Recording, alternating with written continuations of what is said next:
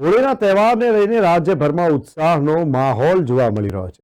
હોળી તે આદિવાસી સમુદાયના લોકો માટે સૌથી મોટો તહેવાર માનવામાં આવે છે, ત્યારે ગુજરાતના છોટાઉદેપુર, દાહોદ, પંચમહાલ, ડાંગ, નવસારી, નર્મદા, વલસાડ સહિતના આદિવાસી બહુમતી જિલ્લાઓમાં અત્યારથી જ હોળીની ઉજવણી શરૂ થઈ ગઈ છે। આ જિલ્લાઓમાં આદિવાસી સમાજના લોકો સમૃદ્ધ સાંસ્કૃતિક વારસાને સાચવીને બેઠા છે। અહીંના આદિવાસી સમાજની ઉત્સવ પ્રિયતા જગજાહેર છે। અંબાજીથી ઉમરગામ સુધીની પૂર્વ પટ્ટીમાં વસતા આદિવાસીઓ સમાજ માટે હોળી સૌથી મોટો ઉત્સવ છે। છોટાઉદેપુર જિલ્લામાં અને અડીને આવેલા મધ્યપ્રદેશમાં હોળીના એક સપ્તાહ અગાઉ ભરાતા ભંગોરિયા હાટ સહિતના વિવિધ લોકમેળાઓ ભરાય છે। અહીં આદિવાસી સમાજની વિશિષ્ટ સામાજિક અને સાંસ્કૃતિક વિરાસતના દર્શન થાય છે। ત્યારે દાહોદ જિલ્લાના દેવગઢ બારિયા તાલુકાના અંતેલા ગામે હોળી પર્વના 2 દિવસ પહેલા તેરસની મેવાસી હોળી પ્રગટાવવાની પરંપરા આજે પણ યથાવત છે।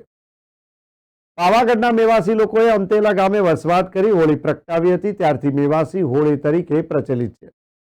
દેવગઢ બારિયા સ્ટેટની સ્થાપના કરી તે વખતે મેવાસી લોકો પણ પાવાગઢથી નીકળી ગયા હતા અને અંતેલા ગામે વસવાટ કર્યો।